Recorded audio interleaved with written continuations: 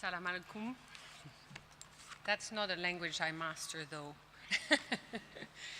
I would like to start by saying a few things about the context in which my talk today will be embedded. First, I would like to resonate with how you introduced me, and I think I have to somehow complement a picture for this panel. Am I speaking too close? Is this better? Because I'm always afraid that it's too close and then it resonates and your ears are going shoop. So we were talking about grandchildren. No, I don't have grandchildren yet, but I have 5 children. So it's already quite something as a start. And so maybe that can be kind of a start also for rethinking our societies and how we do things. Interesting as well, because people say, 5 children, how can you be working then? Well, children is already work, and so why not do the other work as well? What do you think? Then the second thing, you introduced me by saying that I was a believer in intercultural learning and dialogue. Yes, profoundly. I think also through comparative literature, that's an entry point into how you bring to the table different discourses and try to make sense of the diversities and create innovative approaches to reality through those different discourses. That is already very powerful, and it was always very interesting with the students to look at those literatures from their points of view. So that also was very powerful, because in the classrooms, who do sit there? It's not only people from one nation, but from many. So to bring in their discourses and to look at literature from a different point of view was absolutely incredibly fun to do. Not always easy, but always very conducive to a dialogue and to a different kind of understanding of the realities around the world. Because Francophone literatures, it's a word you can stumble over, but what does it mean? Francophonie is obviously also part of this colonization process that Bud was talking about, but it's also reflecting different realities from around the world. It goes from Senegal to Haiti, to Paris, to Brussels, to Switzerland, to Belgium, and these realities resonate in the books in different ways. There are claims for many different aspects of our societies, and reading them and bringing them together offered many opportunities to also rethink the world in which we live. Then doctoral education in Africa, and that I developed projects for Africa. No, I didn't.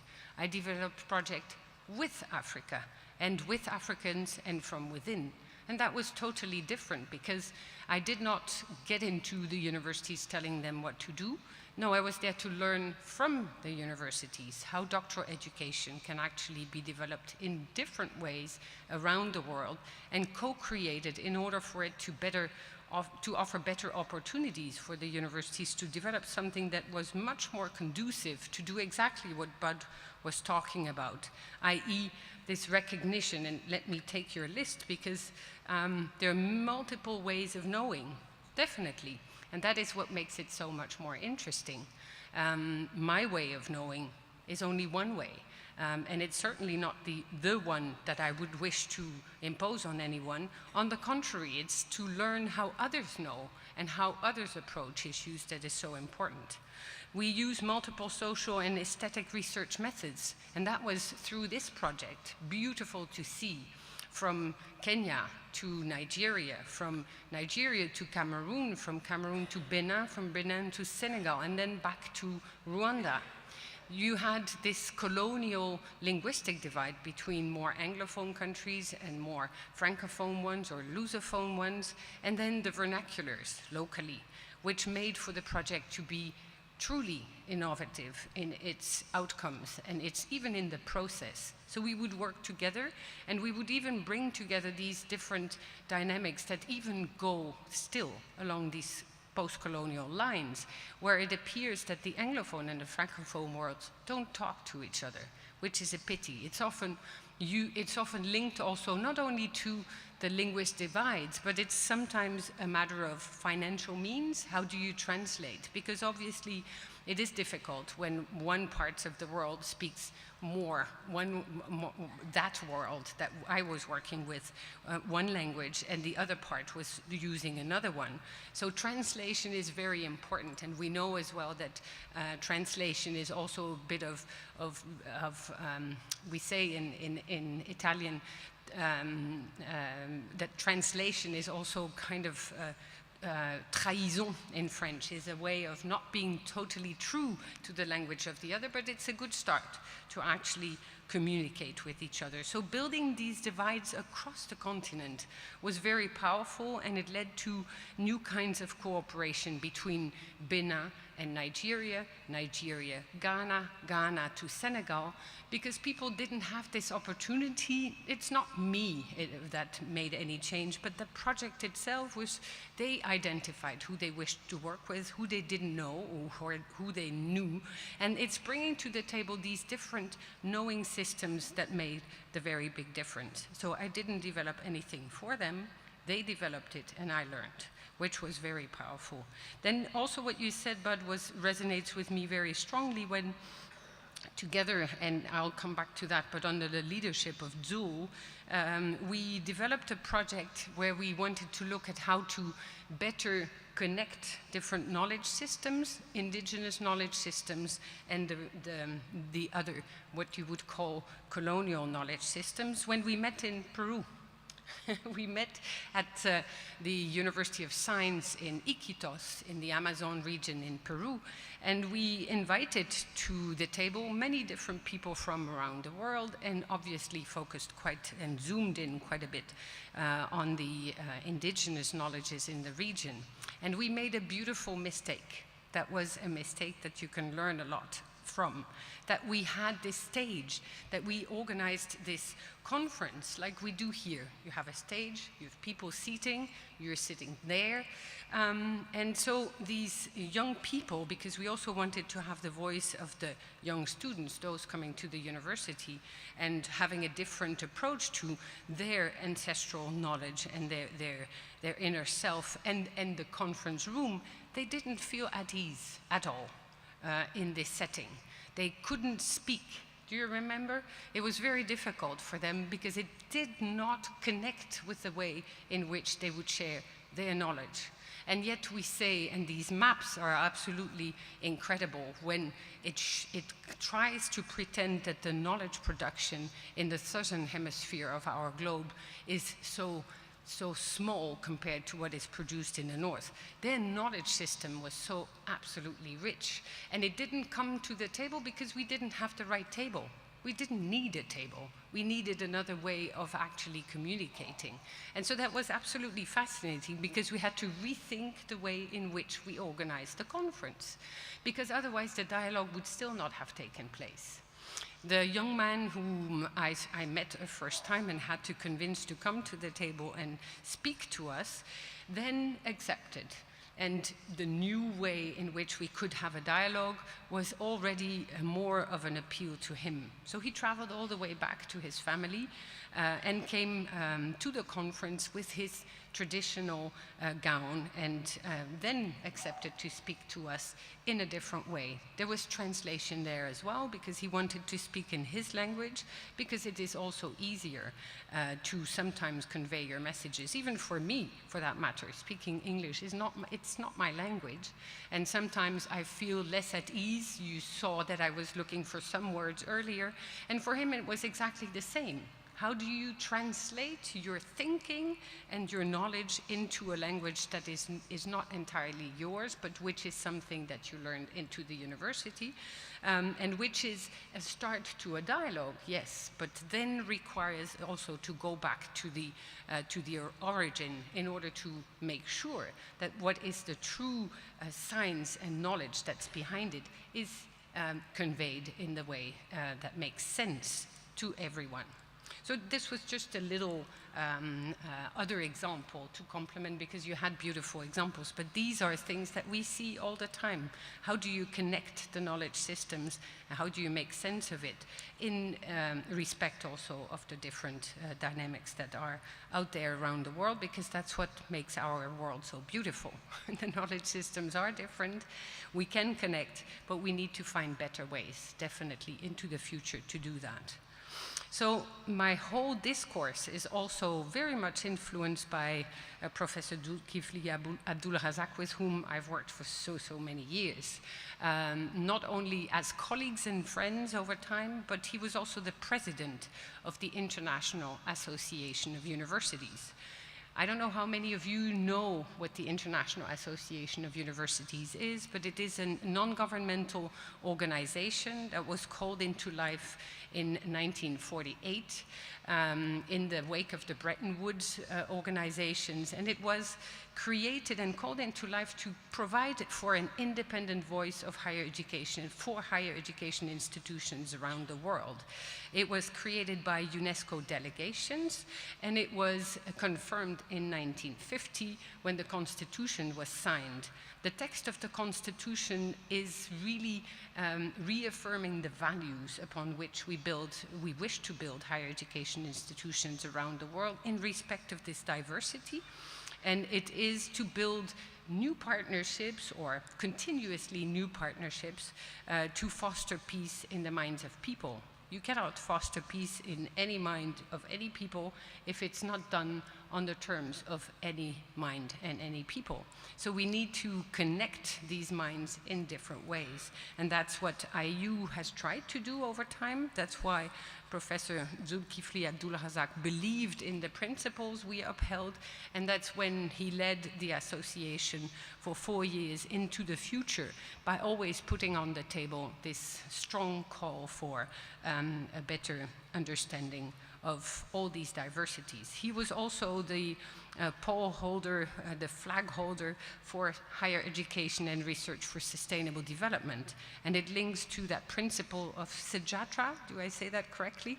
So this respect of the other, and so the richness of, again, this dialogue and how it can take place. So I think that much is in that very clear or very difficult area of the dialogue. How does it really take place? Can we really listen to the other? Can we not only listen, but do we hear what the other is saying? And that is something what we hope to foster on and on again. We were very honored this time to have been invited to Malaysia with a large delegation by the University of Malaya, and with a group of 300 delegates from around the world representing 70 countries. We came to your beautiful country and arrived already last Friday for first 3 full days of a board meeting, 25 people from around the world to meet and to rediscuss the role and responsibilities of higher education for societal impact. And then we organized an international conference on the very topic of higher education partnerships for societal impact there as well. So the partnerships is important, and also this other dynamic that you stressed so forcefully, Bud, the importance of having these partnerships that make sense and that are respectful and ethical. And the ethical dimension is very important because indeed the partnership can never be unbalanced in the sense that it fosters cooperation and the North coming to the South, get the data, take the data back home, analyze it there, and never fuel the outcomes back into the communities where the data were actually being collected. So all these dimensions were discussed. Bud was part of the panelists, Betson was as well, and Dul was as well. And that was for us already wonderful to have you as panelists in that conference, and I believe that this dynamics here is a bit of a continuation of that. Yet this is absolutely not what I was invited to be talking to you about. And so I should get to the topic I was invited to cover here. A very small topic, university autonomy, academic freedom in the whole of Europe, and then in the context of the world. So do you have a week for me or two that we can discuss these issues? Because I think that's not possible just in the next 10 minutes that are available for me. But I don't have a PowerPoint presentation for the exact reasons that Bud just stated. I don't have the power nor the point to make through something that is visual, yet I have a point I would like to share with you for discussions afterwards. So academic freedom, university autonomy, social responsibility, are these concepts that we all share, and how do we share them, and what are the definitions that we attach to it? And that is probably something that we also can discuss. These principles, because they're principles and values and core values that the IAU, and the IAU is based in Paris at UNESCO, yet it is not French. It is not one organization that is based in values that are French. I want to insist that the IAU is a global organization. It brings together more than 700 institutions from around the world, 30 organizations representing the various parts of the world. So when the core values of the associations were adopted and defined, they were defined by the higher education community globally. And it is through consensus and discussion that these values of academic freedom, university autonomy, and social responsibility were adopted as values, those values that all the universities wished to look at and consider as core values. Yet they have different definitions, and that is what will be interesting to discuss. So academic freedom, university autonomy, and social responsibility are among the core values that the International Association of Universities promotes amongst its members and also the higher education community globally. Back in 1950, when the IAU Constitution was adopted, universities of the world agreed to the following basic indissociable principle and upon which to build a strong, quality higher education system. And I use the singular, yet there are many different systems out there, yet there are many values that we can still share amongst us in order to make sense of the complexity of the world in which we live. So these principles are the right to pursue knowledge for its own sake and to follow wherever the search for truth may lead, in its diversity again. The tolerance of divergent opinion and freedom from political interference, the obligation as social institutions, not ivory towers, so the obligation as social institutions to promote through teaching, research, the principles of freedom and justice, of human dignity and solidarity, and to mutually develop material and moral aid on an international level. That was already in 1950, and actually these principles are way older than that and are at the heart of everything that's being done by the association. Almost 50 years later, in 1998, a first UNESCO World Conference on Higher Education took place. It led to the adoption of a new social contract calling for mutual responsibilities, rights and obligations between university and society so that they may together meet the challenges of the new millennium. The new framework, what was then called the new framework, we're already again 20 years later, so the framework is still out there to frame much of the discussions that we have. So this framework, again, allowed to reaffirm the above-mentioned values and principles. The higher education community, represented by the IAU, used the opportunity to draft and adopt a statement on academic freedom, institutional autonomy, and social responsibility, which we then shared at the World Conference on Higher Education, and it contributed to a much-needed debate leading to the reaffirmation of the fundamental values upon which quality higher education for better societies needs to strive.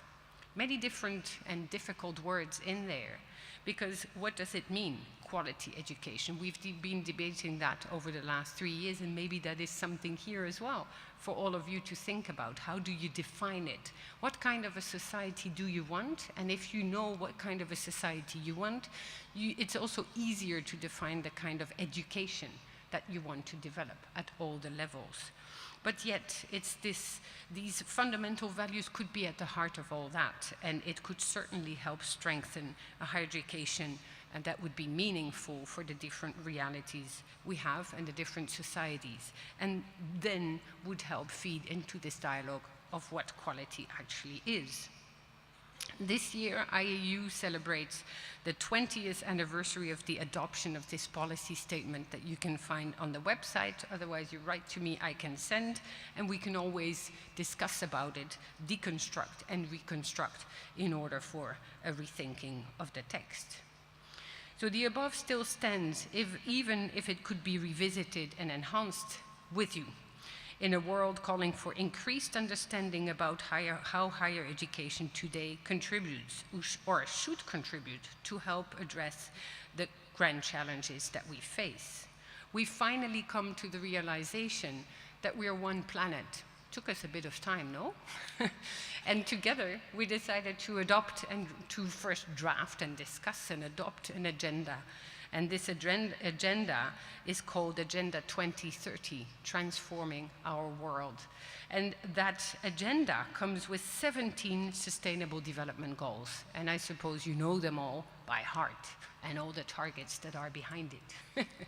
I don't. But at least they give a new frame in which we can also frame the discussions that we have about the goals that we all face.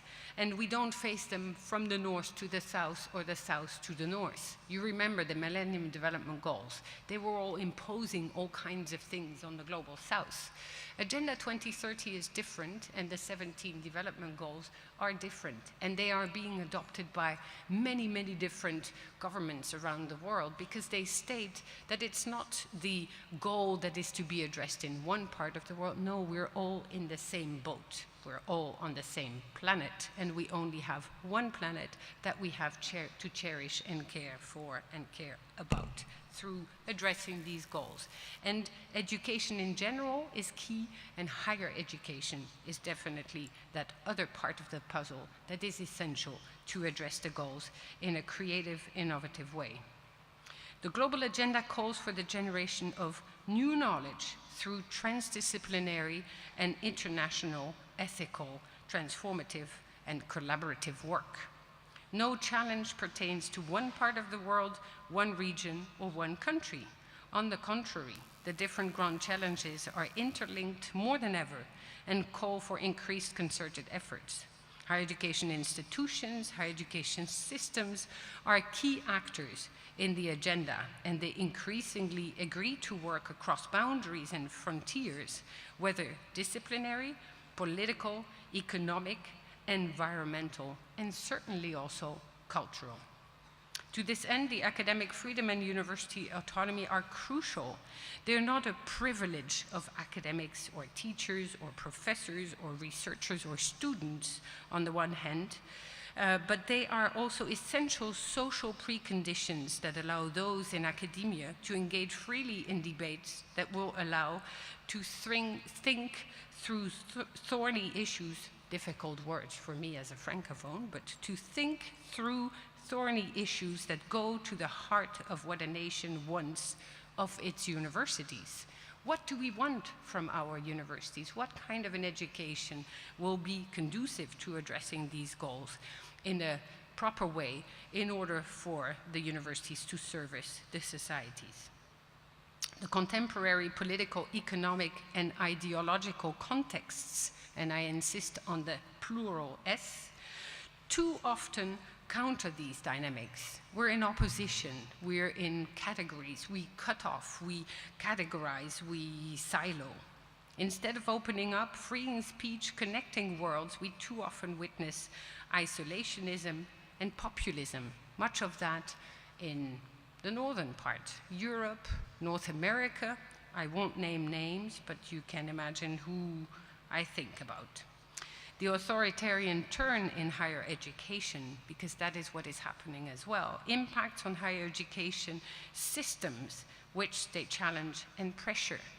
The populist approach too much in politics. We now very recently heard about new developments that go in that very sad direction in Latin America, where the populist approach to politics and then to life will definitely have a strong and certainly not positive impact on the way education can be conducted, can be provided, and education at all the levels. Academic freedom and university autonomy is at threat in a growing number of countries. The global rise of anti-democratic attacks against higher education, identified by colleagues from Africa, from Europe, from North America, from Asia, in the Middle East, you can read about that in IAU publications. And it is worrying. Different organizations and associations, including the International Association of Universities, call for care, protection of the fundamental values upon which to develop an education system and a holistic approach to the education system in general. We know what we have. We still believe peace and open space for critical thinking, innovation can be taken for granted in certain parts of the world. In others, they still have to be developed. But we believe in certain parts that it can be taken for granted or that they are there, which is also not the case. But let's wake up and act together against the undermining and fragilizing powers attacking societies around the world. Without strong and independent higher education, societies cannot develop as they should. A possible next UNESCO World Conference, and I'm being very careful because no date is known and no confirmation of the plans are on the table, but such a conference is again envisaged to take place in Paris in the next 2-3 years. Let the higher education community around the world, but all of us, act together to mutualize efforts to reaffirm the values we wish to uphold and share so that we can revitalize multi-stakeholder higher education partnerships for a public common good. Thank you.